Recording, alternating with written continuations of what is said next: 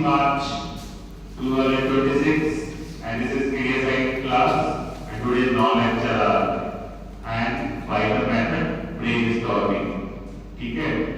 तो topic is the relationship between Panchmahapur, Tirupur and Tritosh. ठीक है? जैसे कि 3 महीने हो गए पढ़ते पढ़ते, तो सबको पता चल गया होगा पंचमहाभूत क्या होता है, त्रिदोष क्या होता है, त्रिगुण क्या होता है ना? सत्वरजतम त्रिगुण है, पृथ्वी अग्नि जल वायु आकाश पंचमहाभूत है, और सात्विक त्रिदोष है. What is the relation between these three? तो how do we study? We will study by the method brainstorming. ठीक है? तो जिन बच्चों को मैं बुलाऊंगा उनको ब्लैक बोर्ड पे आना है, और आने के बाद रिलेशन रिप्रेजेंट करना है अपने दिमाग से. आपका कुछ तो पढ़ा होगा ना, 3 महीने हो गए ना पढ़ते पढ़ते. तो सबसे पहले नाम तो मेरे बच्चों के स्वयं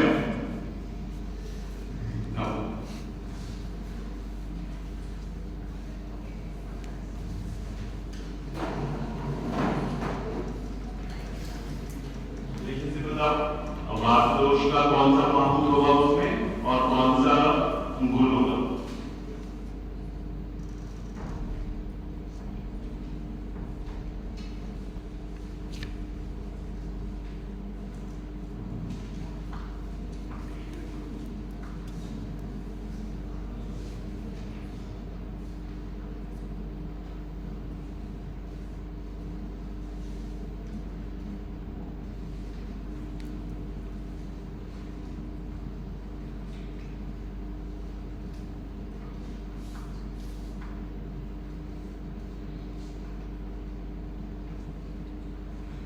तो 2 बच्चे, उनका रिलेशन नहीं होते.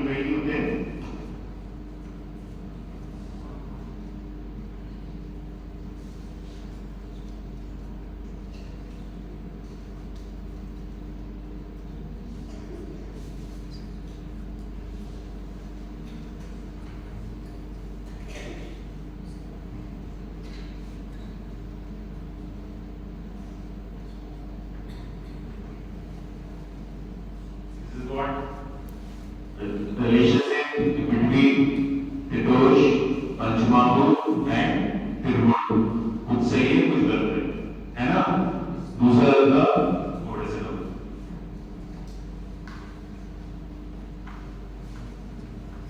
धन्यवाद.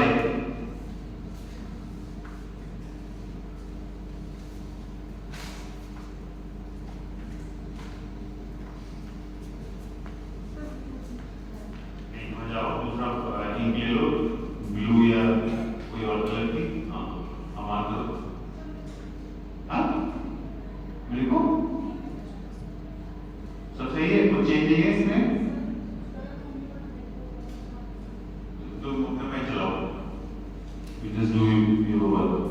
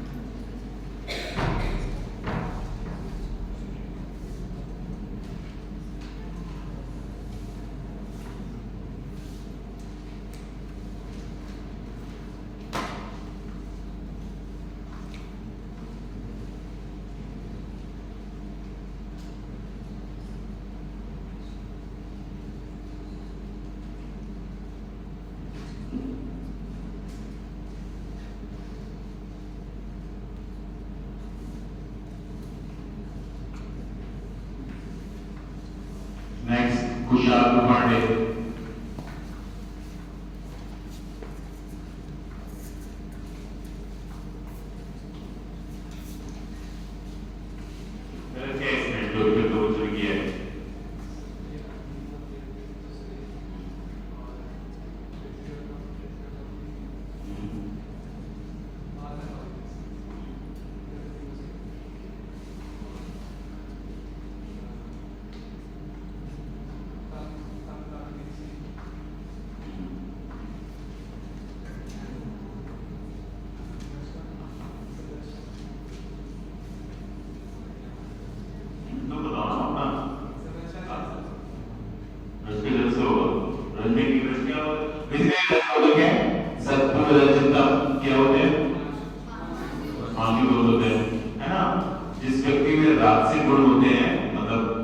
ज्यादा होगा उस व्यक्ति का नेचर कैसा होगा? एनर्जेटिक होगा और एग्रेसिव होगा और विशेष नहीं होगा उसमें। चलो ठीक है, इतनी क्वालिटी होगी। एनर्जेटिक होगा, एग्रेसिव होगा और उसमें विशेष नहीं होगा। ठीक है, तो वो एनर्जेटिक है, कौन सा मामूद हुआ? एनर्जेटिक हुआ, तो रज में बात हो गया। एग्रेसिव था, कौन सा हुआ? एग्रेसिव है, कौन सा हुआ? अग्नि। और विशेष नहीं है उसमें, मतलब एक्टिव है, एनर्जी नहीं है उसके अंदर, है ना? तो रज के जो क्वालिटीज है वो कौन सी क्वालिटीज हुई? वायु वाली, नहीं वायु वाली। अब हम अगला पढ़ेंगे कौन सा? तम वाला। तो तम में जो क्वालिटीज होती है, जो व्यक्ति तामसिक होगा वो कैसा होगा? लेजी और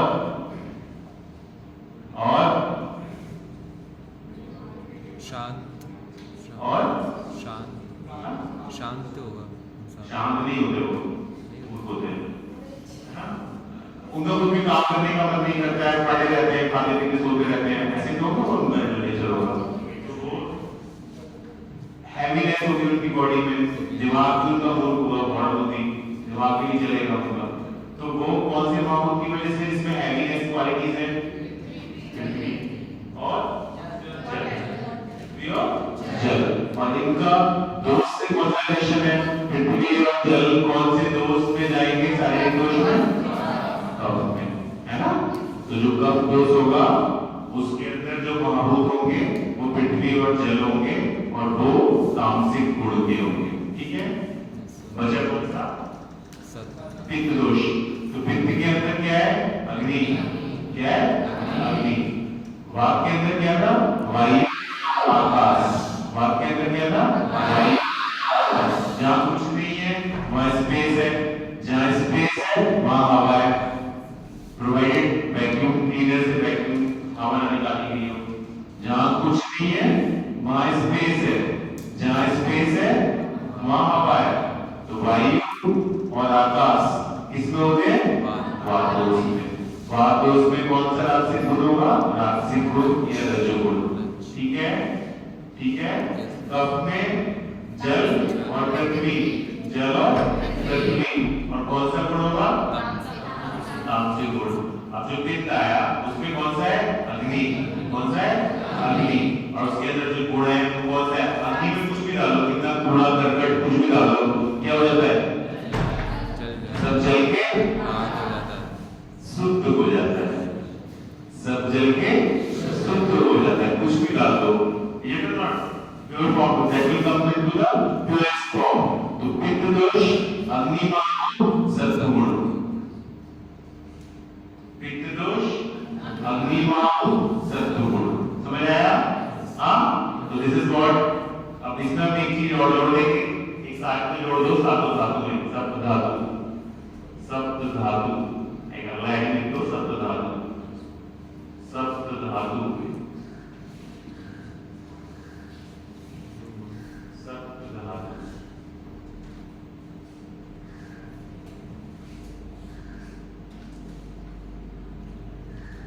सप्त धातु, तो सात धातु आ गई, है ना?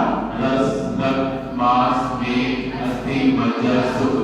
तो सबसे पहले एनालाइज करेंगे कि कौन सी धातु के अंदर कौन सा महाभूत है, कौन सी धातु के अंदर कौन सा महाभूत है। तो जो पहली वाली धातु है उसका नाम कौन सा है? रस। रस के अंदर कौन सा महाभूत होगा? जल। तो हो गई होगा, ये जल होगा, तो हम पहले बंद करते हैं, जल तो हो गई होगा। दूसरी धातु कौन सी है? दूसरी धातु रक्त। कौन सी? रक्त। रक्त के अंदर कौन सी महाभूत होगा? अग्नि और जल। कौन सा होगा? अग्नि और जल। तीसरी कौन सी आएगी? मांस। मांस के अंदर क्या होगा? पृथ्वी। पृथ्वी और जल, पृथ्वी और जल। वेद के अंदर, वेद के अंदर पृथ्वी और जल। ठीक है, उसके बाद कौन सी आएगी? अग्नि। अग्नि, अस्थि। अस्थि के अंदर क्या होगा? पृथ्वी ठीक है, लेकिन अगर वो टोटली बहुत ज्यादा सिर्फ पृथ्वी होती तो हड्डियां इतनी भारी होती कि लेके चल नहीं पाते। तो हड्डियां अंदर से कैसी है? खोखली। खोखली किसकी वजह से? आकाश माहौल की वजह से। और जहाँ पे स्पेस होता है वहाँ पे वायु आ जाती है। तो कौन सा माहौल? आकाश, वायु और पृथ्वी। आकाश, वायु और पृथ्वी। अगली धातु कौन सी? मज्जा। मज्जा के अंदर पृथ्वी और जल। पृथ्वी जल। अगली धातु कौन सी? शुक्र। शुक्र के अंदर जल।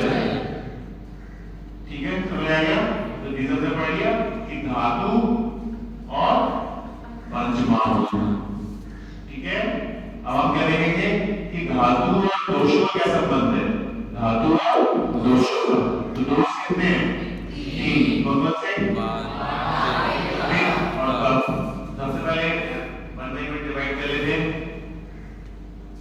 फिर जो कब है, कब छोड़ो, सबसे पहले पित्त वाला पढ़ते हैं। पित्त दोष है वो कौन सी धातु से रिलेटेड होगा? पित्त दोष कौन सी धातु से रिलेटेड होगा? तो पित्त दोष रिलेटेड है रक्त से। किससे रिलेटेड है? रक्त से। तो पित्त निकल गया और रक्त निकल गया। ठीक है, अब दूसरी धातु कौन सी आई? कोई सी ले लेते हैं। तो अब अगली धातु लेंगे अस्थि। कौन सी लेंगे? अस्थि।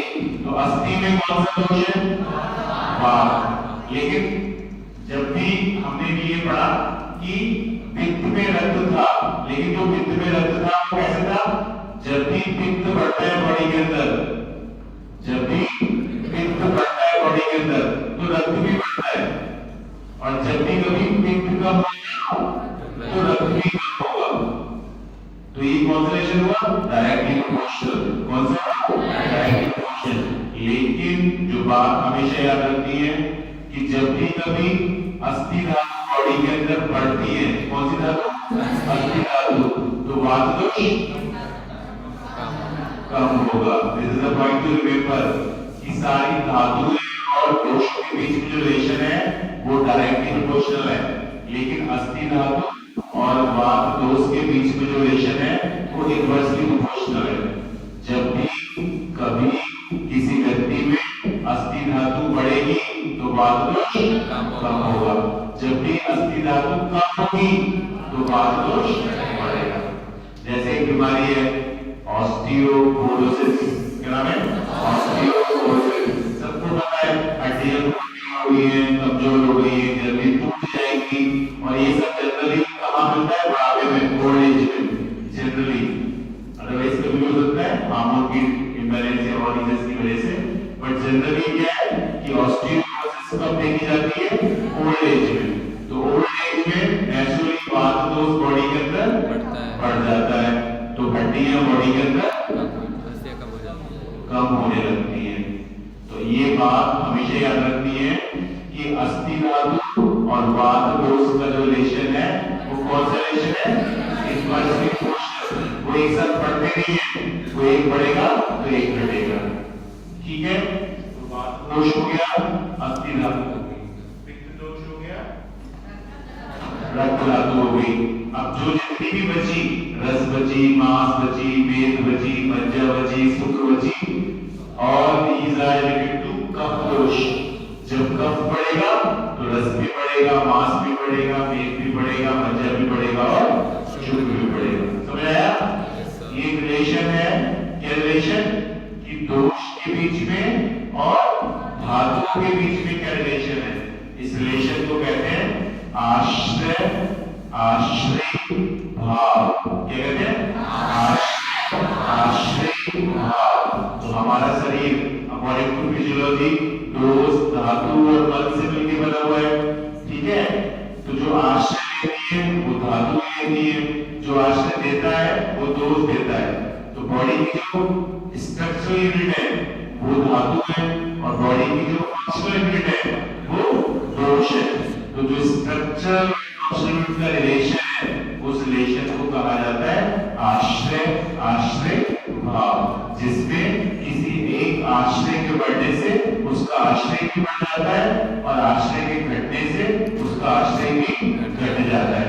But exception in this rule, that is अस्थि धातु और वात दोष, इनका जो रिलेशन है that is inversely proportional. This relation is known as आश्रय भाव. एग्जाम में पूछा था 5 मार्क्स का कि आश्रय भाव क्या होते हैं. तो बॉडी क्रियाशाली की दृष्टि से दोष धातु और मल से मिलकर बनी हुई है. तो जो धातु है वो बॉडी की स्ट्रक्चरल यूनिट है, जो दोष है वो फंक्शनल यूनिट है. जो दोष और धातु के बीच का रिलेशन है दैट इज आश्रय भाव. तो संहिताओं के हिसाब से बीच में ऐसे लिख सकते हैं, एक तरफ दोष एक तरफ धातु. तो लिखेंगे क्या, वात दोष उसके आगे अस्थि धातु, पित्त दोष उसके आगे रक्त धातु, कफ दोष बची कुची जो भी है वो सारी धातु. लास्ट में क्या लिखेंगे, इस संबंध का एक अपवाद है. there is one exception of this rule. that rule is all these are related to directly proportional but अस्थि और वात is related to inversely proportional. समझ आया क्या? हाँ, तो इस रिपोर्ट हमने सब धातु लिख दिया. अब हम एक चीज और लिख देते हैं, क्या, मल. क्या लिख देते हैं, मल. मल कितने होते हैं, ठीक. कौन से, मल मूत्र और श्वेत. सबसे पहले इसमें क्या देखेंगे, पंचमहाभूत. क्या देखेंगे, पंचमहाभूत. तो 3 मल है, पुरीस, मूत्र और श्वेत. तीनों के अंदर जल महाभूत है ना. यूरिन के अंदर भी, स्वेट के अंदर भी और फिजिक्स के अंदर भी, तीनों के अंदर जल महाभूत है. ठीक है. पुरीस, मूत्र और श्वेत. तो हम देखेंगे पंचमहाभूत का रिलेशन. तो जल तो सब में है, ठीक है, और जल के साथ अग्नि है इसमें, मूत्र में. जल के साथ अग्नि है इसमें, मूत्र में. और जल के साथ पृथ्वी है इसमें, पुरीस में. तो पुरीस में जल प्लस पृथ्वी, पृथ्वी प्लस जल. पुरीस में पृथ्वी प्लस जल, मूत्र में जल प्लस अग्नि और श्वेत में जल. ठीक है. तो 3 मल हो गए. कौन से, पुरीस, मूत्र और श्वेत. तीनों में जल है. पानी तो सबके अंदर है, स्टूल में भी, स्वेट में भी, यूरिन में भी. लेकिन जल के साथ अग्नि है इसमें, मूत्र में. जल के साथ पृथ्वी है इसमें, पुरीस. This is the basic relationship किसका, दोष का, धातु का, मल का, पंचमहाभूत का और त्रिगुण का. समझ आएगा? हाँ, सबको विदाउट एग्जाम में आ जाएगा ऑब्जेक्टिव क्वेश्चन. क्या आएगा ऑब्जेक्टिव क्वेश्चन कि वायु महाभूत में, वायु वात दोष में कौन से महाभूत प्रधान है. ऑप्शन दिया हुआ है, ए वात, बी आकाश, सी बोध और डी नल. क्या लिखना है, बोध. ठीक है. इन द सेम वे पित्त में कौन दिया होगा, अग्नि, जल, बोध, नल. कौन सा आंसर आएगा, अग्नि. अब इसमें एक डाउट है. क्या डाउट है कि हमारी बॉडी के अंदर जो सेकंड टर्म का सिलेबस पढ़ोगे तो उसमें एक टॉपिक है अग्नि. क्या टॉपिक है, अग्नि. तो उसमें क्या है कि जो आचार्य सुश्रुत है, कौन, आचार्य सुश्रुत, उन्होंने सुश्रुत संहिता में लिखा है.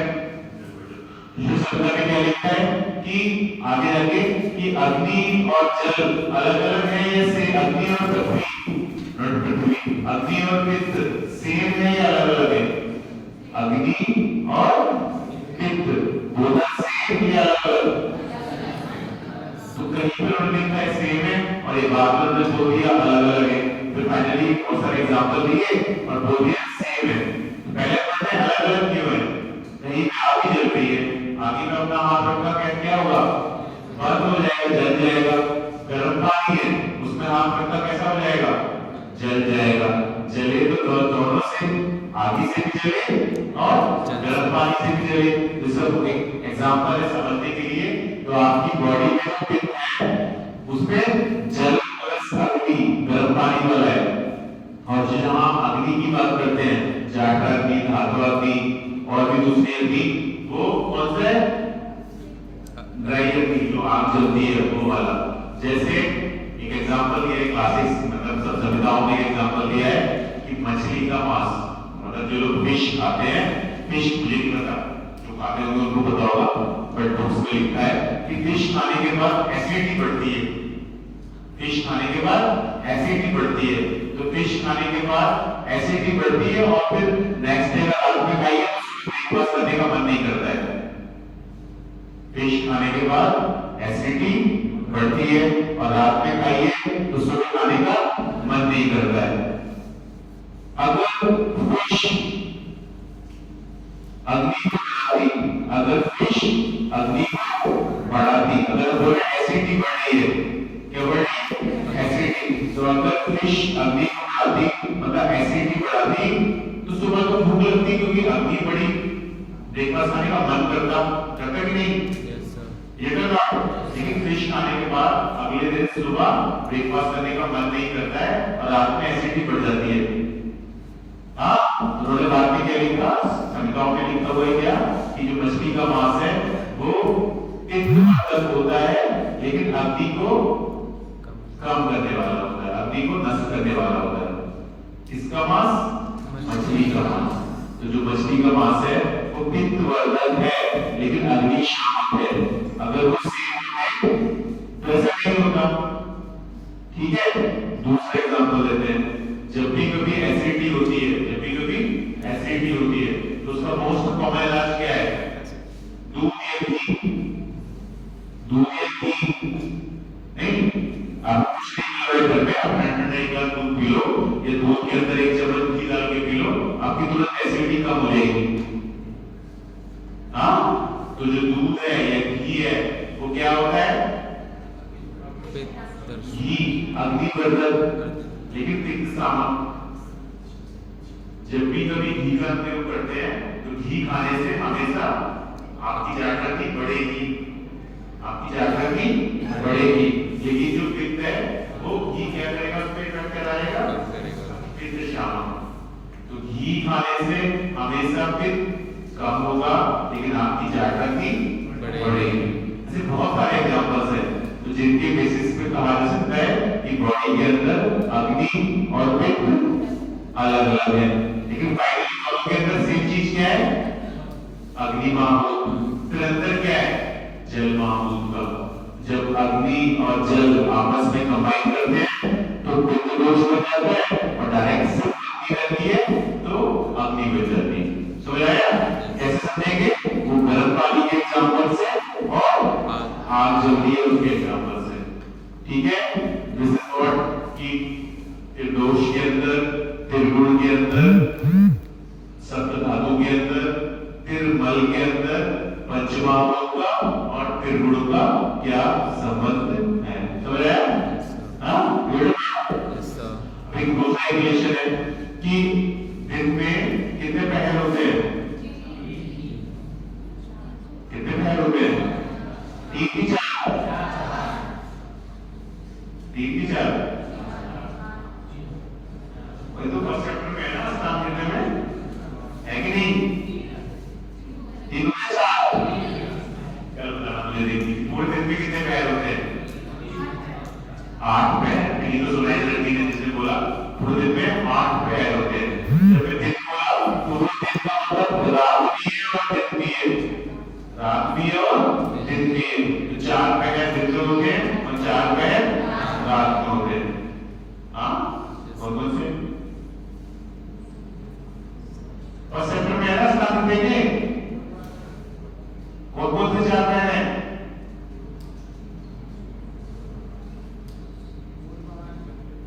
पूर्वाह्न, मध्याह्न, अपराह्न, सायंकाल। सायंकाल है उसका नाम।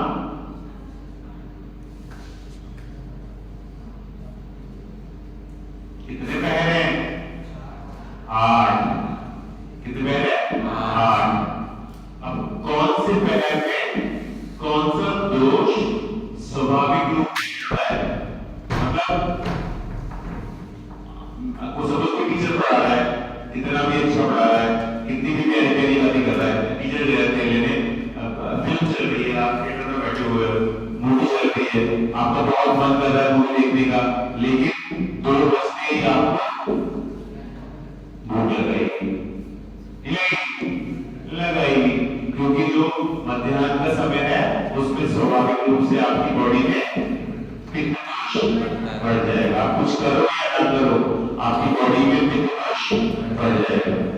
ठीक है। ऐसे ही जो पूर्वांग का समय है, इसका समय पूर्वांग का सुबह सुबह अर्ली मॉर्निंग जब हम उठते हैं 3-4 बजे तो क्या होता है पूर्वांग। पहले तो ये देख के आना कि कितने पहर होते हैं और कितने पहर का कौन से घंटे का समय है, ठीक है। पूर्वांग का मतलब सुबह 4 बजे से पहले वाला है या 4 बजे के बाद वाला है, ठीक है। तो पूर्वांग, मध्याह्न और अपराह्न। तो बेसिकली क्या होता है कि जैसे मलमूत्र विसर्जन की क्रिया है, डेफिकेशन और मिक्चुरेशन, तो ये एक प्रोवर्ब है हिंदी में कि डेफिकेशन की प्रोसेस की कि जो व्यक्ति योगी मतलब बहुत कम खाना खाते हैं, योग साधना में रहते हैं, वो दिन में सिर्फ एक बार बॉडी करने जाते हैं। जो व्यक्ति योगी होगा मतलब हम जैसे सुबह शाम खाना खाने वाले, वो 2 बार बॉडी करने जाएंगे। और जो योगी वो 2 से ज्यादा 3 बार, 4 बार, 5 बार, 6 बार ये नहीं जाएगा। तो एक बार योगी, 2 बार भोगी और 3 बार रोगी। एक प्रोवर्ब है हिंदी की। तो क्या होता है बेसिकली जैसे फ्लैटुलेंस पास होने की प्रोसेस है, ये डेफिकेशन की प्रोसेस है, तो वो दोपहर में 3 बजे खाना खाएं तो में नोट किया होगा कि शाम को 6 बजे या 5 बजे बॉडी करने जाओगे, ठीक है। या और फिर सुबह तब जाओगे। हाँ, तो 2 बार प्रोसेस होती है। क्यों हो रही है प्रोसेस? क्योंकि आपकी बॉडी में 2 बार नेचुरली वात दोष बढ़ रहा है। वात दोष बढ़ रहा है, सारी वायु अपने आप काम कर रही है, शाम को जमाई करने लगती है 4 बजे के टाइम। आप कितने भी प्रेशर वो क्यों आ रही है? क्योंकि नेचुरली आपकी बॉडी में वात दोष बढ़ रहा है। तो ये 2 पहर के समय है, एक सुबह वाला पहर और एक शाम वाला पहर, जब वात दोष आपकी बॉडी में बढ़ता है।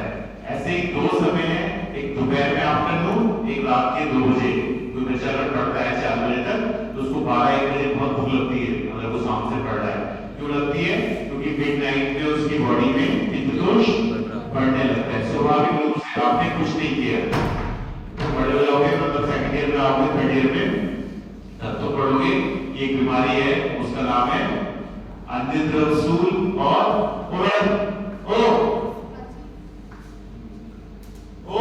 listen, get lost from my class. Get lost from my class. Don't come as without my permission. Get lost. Get lost. And next class, don't come without my permission. क्या बता रहा है? बीमारी एक बीमारी है जो अल्सर होते हैं ना, अल्सर। तो अल्सर के 2 तरह के अल्सर होते हैं, एक गैस्ट्रिक अल्सर और दूसरा ड्यूडेनल अल्सर। एक गैस्ट्रिक और दूसरा ड्यूडेनल। तो जब मैं बोला गैस्ट्रिक अल्सर होते हैं, मतलब अल्सर का मतलब क्या है? अल्सर का मतलब है जो म्यूकस मेम्ब्रेन है ना, उसकी डिसकंटिन्यूटी। जब तुम फाइनल ईयर में आओगे, सर्जरी में आओगे, सर्जरी में पढ़ोगे, what is ulcer? Discontinuity of mucous membrane is ulcer. जो म्यूकस मेम्ब्रेन लगी हुई है तो उसकी लेयर के अंदर 4 लेयर्स है ना, सब म्यूकोसा, तो जो म्यूकस लेयर है उसकी जो बीच में डिसकंटिन्यूटी हो गई, अल्सर बन गया। तो वो अल्सर 2 तरीके के हो सकते हैं, एक गैस्ट्रिक अल्सर और दूसरा ड्यूडेनल अल्सर। तो जो गैस्ट्रिक अल्सर है उसको आयुर्वेद में बोला गया है परिणामसूल। क्या बोला गया? परिणामसूल। और जो ड्यूडेनल अल्सर है उसको आयुर्वेद में बोला गया है अनिद्रासूल। वो डिसकंटिन्यूटी ऑफ म्यूकस मेम्ब्रेन कहां पे होगी? ड्यूडेनल में। और gastric ulcer discontinuity of mucous membrane कहां होगी? स्टमक में। अब कोई व्यक्ति खाना खाएगा, तो मेरे पास 2 पेशेंट हैं, एक पेशेंट है ड्यूडेनल अल्सर का और एक पेशेंट है गैस्ट्रिक अल्सर का। मैंने इनको अभी खाना दिया दोनों को एक साथ, कुछ गड़बड़ होगी? नॉर्मली खाना खाएंगे वो कि उन्हें कुछ कंप्लेन होगी? कंप्लेन होगी। क्या कंप्लेन होगी? पेट में दर्द होगा। क्या कंप्लेन होगी? पेट में दर्द होगा। तो मेरे पास 2 केस थे, एक ड्यूडेनल अल्सर का केस था और दूसरा केस गैस्ट्रिक अल्सर का। मैंने अभी दोनों को खाना दिया, तो खाना खाते दर्द किसके पेट में होगा? Very good. खाना खाते दर्द किसके पेट में होगा? गैस्ट्रिक अल्सर के। और फिर वो खाना खा जाएगा 1 घंटे बाद ड्यूडेनल, और जब वो ड्यूडेनल में जाएगा तब दर्द किसको होगा?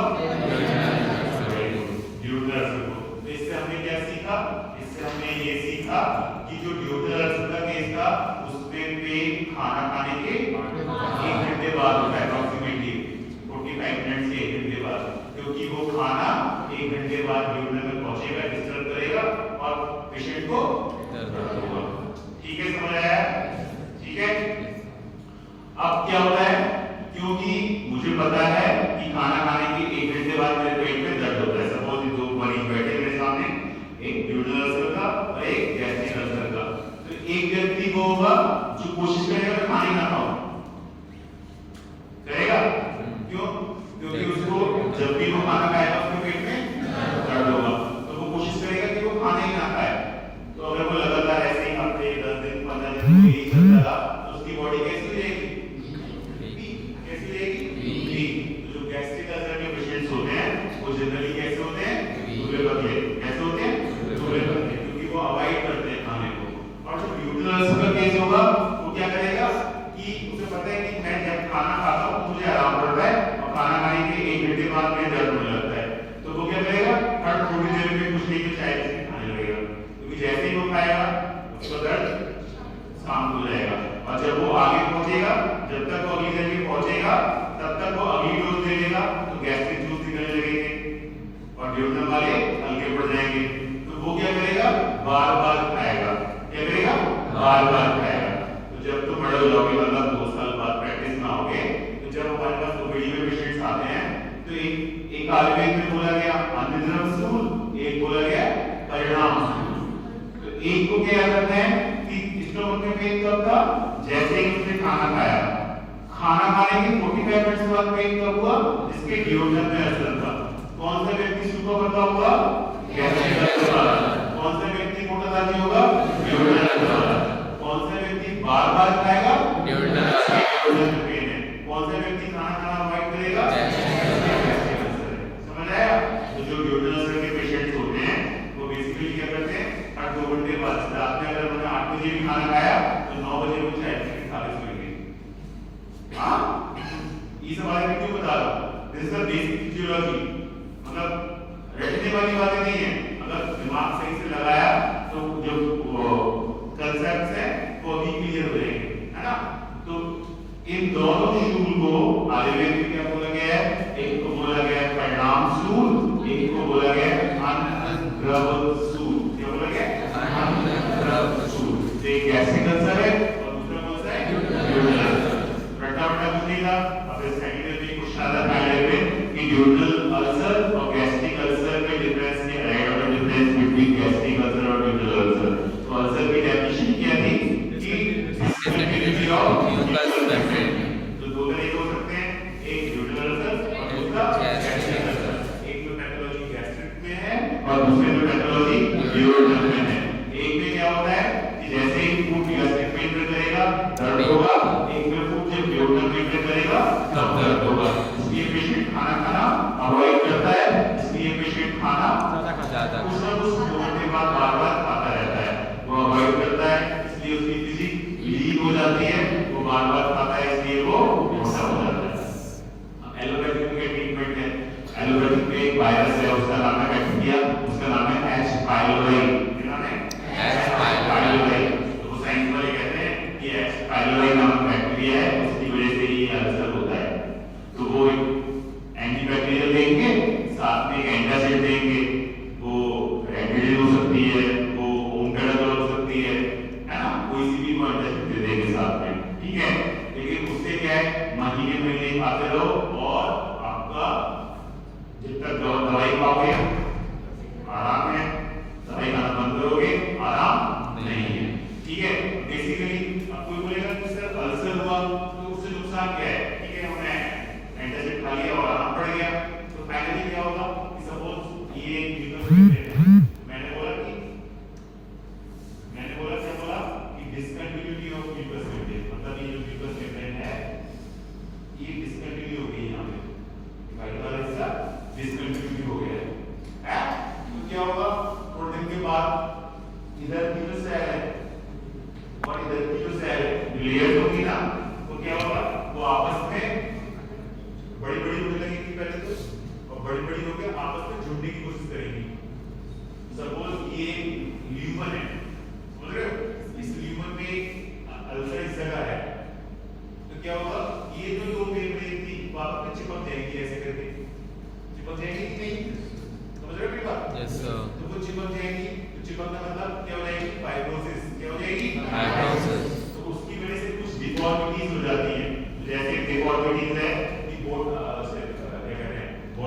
डिफॉर्मिटी कि ड्यूodenum के अंदर या पेट के अंदर इस तरह से चिपक जाता है जैसे लॉगिंग नहीं होती आपका ड्यूodenum उसको तो जे शेप का है लेकिन लॉगिंग कैसी है ऐसे बनी हुई है हाँ तो आपकी जो इतना अल्सर फॉरवर्ड की कंडीशन ऐसी हो गई है कि फाइब्रोसिस की वजह से जो शेप है that is motor guard deformity तो इसके केस में ज्यादा भयंकर कंडीशन हो जाएगी एलोपैथिकली बोलेंगे क्या ऑपरेशन कराओ क्या बोलेंगे ऑपरेशन कराओ फाइनली तो लेकिन आयुर्वेद में एक कंसेप्ट है दैट इज बस्ती कौन सी बस्ती बस्ती उसमें कौन सी बस्ती एक दवाई है एसटी मधु चीर बस्ती एसटी मधु चीर बस्ती तो उसमें अगर एसटी मधु की और दूध की मिला के बस्ती दी जाती है तो बड़े से बड़े अल्सर जो है वो ठीक हो जाते हैं is the point two remember ये आयुर्वेद क्लिनिक का ट्रीटमेंट है बस्ती कौन सी बस्ती एसटी मधु चीर बस्ती एसटी मधु क्या होती है एक दवाई है